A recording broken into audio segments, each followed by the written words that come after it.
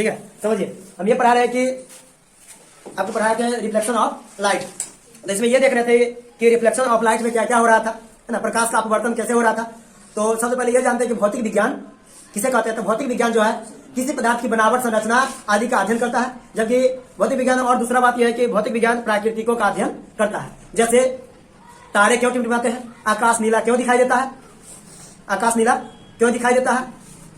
और उसके बाद ये बताते हैं कि शाम और सुबह के समय आकाश में सूर्य लाल क्यों दिखाई देता है, इंद्रधनुष कैसे बनता है।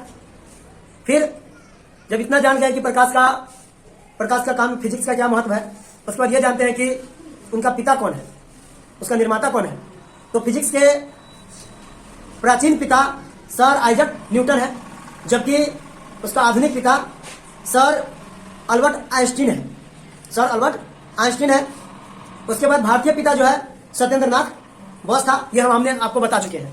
उसके बाद ये देखने की कोशिश किए थे कि प्रकाश किसे कहते हैं। ठीक है, प्रकाश क्या है। तो प्रकाश में देखे थे कि प्रकाश एक ऐसा कारक है जिसकी सहायता से हम किसी वस्तु को देख पाते हैं। प्रकाश एक कारक है जिसकी सहायता से हम किसी वस्तु को देख पाते हैं, उसे हम प्रकाश कहते हैं। और प्रकाश के और भी काम है, प्रकाश सीधी रेखा में गमन करते, प्रकाश कभी भी टेढ़ी मेढ़ी नहीं चलती है। जबकि फिर दूसरी बात बताते हैं कि प्रकाश एक प्रकार का ऊर्जा है, इसे एक रूप से दूसरा रूप में बदला जा सकता है, इसे एक रूप से दूसरा रूप में बदला जा सकता है। और हम सभी देखे थे कि प्रकाश को किस प्रकार से एक रूप से दूसरा रूप में बदल देते हैं। कहीं से लाइट आ रही है और उसको बदलने का तरीका रहता है, एक आईना लेकर के, जैसे टॉर्च मार रहा है कोई और वहां से आईना लेकर के दिखाएगा, उधर से आ रहा है, इसको मोड़ करके उधर भेज दिया, मतलब एक रूप से दूसरे रूप में परिवर्तन कर दिया। अगर कोई प्रकाश सीधी आ रही है, छोटी रूप में आ रही है, उसको अगर फैलाने का काम है तो थोड़ा सा एक टेढ़ा वाला अभी आईना लगा देता है, क्या होगा, प्रकाश पूरा फैल जाएगा, नहीं फैल जाएगा। जैसे बहुत बड़े बड़े मकान होते हैं, बड़े बड़े बिल्डिंग होते हैं, उस समय इसी प्रकार का सिस्टम लगाया जाता है ताकि बिजली बिल को बचाया जा सके। ठीक है, इस प्रकार काम किया था। उसके बाद ये बताते हैं कि प्रकाश का चाल निर्वात में, प्रकाश का चाल निर्वात में 3 × 10⁸ मीटर प्रति सेकेंड है। ठीक है, लगभग 3 लाख किलोमीटर प्रति घंटा के आसपास होता है। उसका देखिए वस्तु का प्रकार, प्रकाश उत्पन्न करने के आधार पर वस्तु का प्रकार 2 प्रकार का होता है, दीप्तमान, एक होता है अदीप्तमान। दीप्तमान वस्तुएं किसे कहते हैं, तो वैसे वस्तुएं जो प्रकाश उत्पन्न करते हैं उसे दीप्तमान वस्तुएं कहते हैं। जैसे लाइट, ट्यूबलाइट, टॉर्च, बल्ब, ठीक है, सूर्य, ये सब कहते हैं प्रकाश उत्पन्न करने वाले, इसीलिए इसे दीप्तमान वस्तुएं बोलते हैं। और अदीप्तमान वस्तुएं उसे बोलते हैं जो प्रकाश उत्पन्न नहीं करता, जो प्रकाश उत्पन्न नहीं करता उसे अदीप्तमान वस्तुएं बोलते हैं। जैसे टेबल, कुर्सी, ये सब कभी हो गया, इसे प्रकाश उत्पन्न नहीं करता है। किंतु नोट में बता चुके हैं आपको कि चंद्रमा, ग्रह और उपग्रह प्रकाश उत्पन्न नहीं करता है। चंद्रमा, ग्रह, उपग्रह प्रकाश उत्पन्न नहीं करता है। उसके बाद हम और भी बहुत सारी बात बताते हैं कि किरण पुंज क्या होता है। ठीक है, किरण पुंज क्या होता है, तो किरणों के समूह को किरण पुंज कहते हैं, किरणों के समूह को किरण पुंज कहते हैं। और किरण पुंज 3 प्रकार के होते हैं। कितने प्रकार के, 3 प्रकार के हैं। एक होता है अभिसारी किरण पुंज, समांतर किरण पुंज और अपसारी किरण पुंज। तो अभिसारी किरण पुंज किसे कहते हैं, जो प्रकाश को एक बिंदु पर जब प्रकाश एक बिंदु पर आकर मिलती है, एक बिंदु पर आकर मिलती है तो उसे हम अभिसारी किरण पुंज कहते हैं। और समांतर किरण पुंज जो एक समान चाल से चले, है ना, एक दूसरे का समान चले, उसे हम समांतर किरण पुंज कहते हैं। जैसे अपसारी किरण पुंज जब एक बिंदु से प्रकाश टकरा कर अनंत में फैलती है उसे अपसारी किरण पुंज कहते हैं। उसके बाद देखने की बात है, इतना हम आपको पढ़ा चुके हैं। उसके बाद देखते हैं कि और आगे क्या होता है। ठीक है, ये वीडियो हम ये देखने की कोशिश करते हैं कि अवतल दर्पण को अभिसारी दर्पण क्यों कहा जाता है। तो अवतल दर्पण को अभिसारी दर्पण इसलिए कहा जाता है क्योंकि वह प्रकाश को एक बिंदु पर मिलाने का काम करता है, इसीलिए उसे अवतल दर्पण को अभिसारी दर्पण कहा जाता है। अवतल दर्पण को अभिसारी दर्पण क्यों कहा जाता है। तो यहां पर देखेंगे चूंकि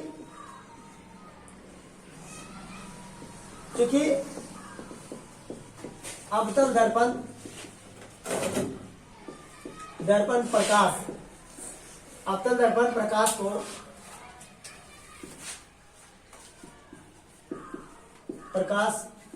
को एक बिंदु पर मिलाने का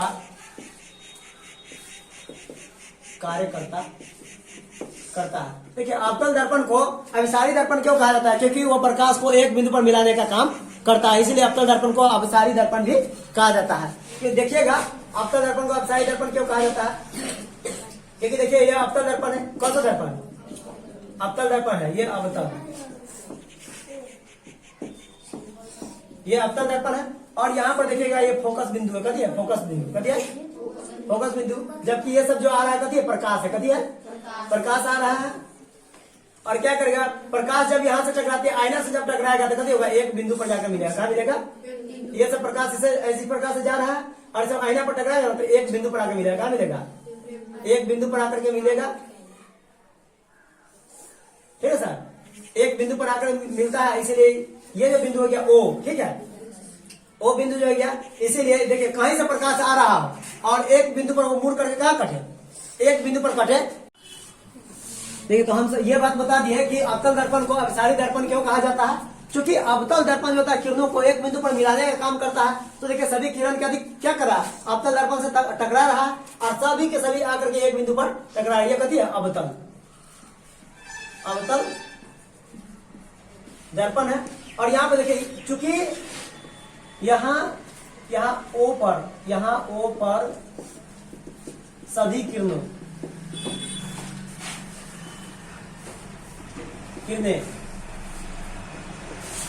आकर मिलती है। यहाँ O पर सभी किरणें कथी होता है? आकर मिलती है। यहाँ देखिएगा O पर सभी किरणें आकर ना मिलती है, सबके अंदर टकरा रहा है, कथी जा रहा है? O पर आकर के मिल रहा है।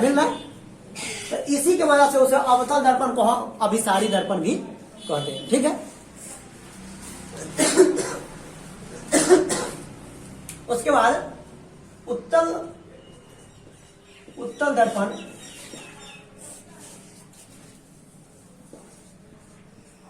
उत्तल दर्पण को अपसारी दर्पण कहा जाता है। चूंकि देखिए उत्तल दर्पण को अपसारी दर्पण क्यों कहा जाता है? तो देखिए उत्तल दर्पण को अपसारी दर्पण किस लिए कहा था?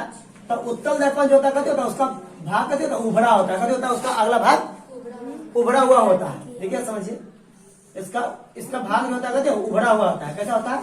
उभरा होता है। तो ये प्रकाश कोई चाल चलती है यहाँ से, मान लीजिए इसका बीच का भाग है, कथी का? बीच का भाग है। तो कोई प्रकाश यहाँ से चल रहा है और इस पर टकरा रहा है, कोई प्रकाश यहाँ से चल रहा है, इस पर टकरा रहा है। ठीक है, इस प्रकाश से टकरा रहा है। तो प्रकाश को एक बिंदु पर मिलने के बजाय प्रकाश, क्या यहाँ पर प्रकाश टकरा तो खत्म हो जाएगा? नहीं, तो खत्म होगा। प्रकाश खत्म नहीं होगा। वो क्या है? जिस ओर से आईना जिस नीचे की ओर दबा हुआ रहेगा, चाहे ऊपर की ओर दबा हुआ है, तो उसी एंगल में कभी प्रकाश जो है, प्रकाश कभी हो जाएगा? उसी एंगल में प्रकाश मुड़ जाएगा। कभी होगा? उसी एंगल में प्रकाश मुड़ जाएगा। तो देखिएगा आईना जो है क्या है, इस नीचे वाला भाग जो है नीचे की ओर मुड़ा हुआ है। किसके ओर? नीचे की ओर मुड़ा हुआ। तो एक बिंदु पर मिलने की वजह की कभी प्रकाश को फैला रहा है। कभी कर रहा है? प्रकाश को यहाँ पर टकरा रहा है, टकरा करके बिल्कुल इधर की ओर मुड़ जाए। यहाँ पर टकरा रहा है, बिल्कुल मुड़ करके इधर आ रहा है। आइए देखिए ऊपर की ओर मुड़ा हुआ है, इसलिए प्रकाश यहाँ पर टकरा करके ऊपर की ओर चल जाता है। किधर की ओर? ऊपर की ओर चल जाता है। ये भी प्रकाश ऊपर की ओर चला है। तब प्रकाश को उत्तल दर्पण को अपसारी दर्पण क्यों कहा जाता है? चूंकि उत्तल दर्पण प्रकाश, उत्तल दर्पण किरणों को एक बिंदु से फैलाने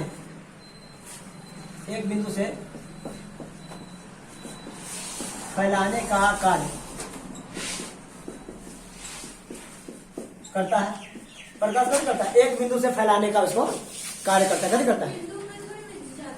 एक मिनट, ये प्रकाश कभी करता है? एक जगह पर मिलता है, ठीक है, और वहां से दर्पण पर कभी उत्तल दर्पण समांतर आपतित किरण को कभी करता है? समांतर आपतित किरण को फैलाने का। तो यहाँ पर लिख सकते हैं आप, एक किरणों को समांतर आपतित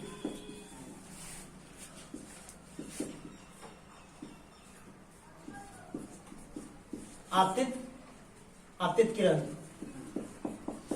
देखिए समान रूप से चल रहा है, उसको कभी करता है? फैलाने का काम कर रहा है। ठीक है, एक बिंदु से वो कभी करता है, उसको जहां पर मिलना चाहिए था, मिलने के बजाय उसको कभी कर देता है? फैला देता है। इसीलिए उसे उत्तल दर्पण को अपसारी दर्पण भी कहा जाता है। कोई दिक्कत था? अब तो दिक्कत नहीं ना है। अब ये देखने की कोशिश करते हैं कि पदार्थ को प्रकाश आर पार करने के आधार पर, प्रकाश को आर पार, ठीक है। परावर्तन कोण देखिएगा, तो परावर्तन कोण किसे कहते हैं, तो देखिए परावर्तित किरण और अभिलंब के बीच बने कोण को परावर्तन कोण कहते हैं। परावर्तित किरण, परावर्तित किरण और अभिलंब के बीच बने कोण को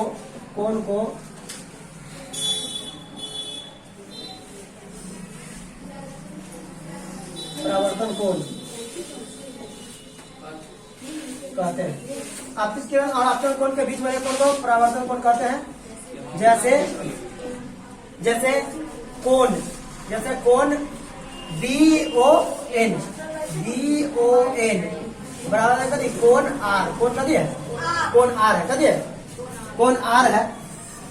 इतना तक तो किसी को कोई दिक्कत ना हुआ है, नहीं ना, वो इतना तक किसी को दिक्कत नहीं ना, तो इतना छाप लीजिए, नीचे वाला नहीं है तो छोड़ दो।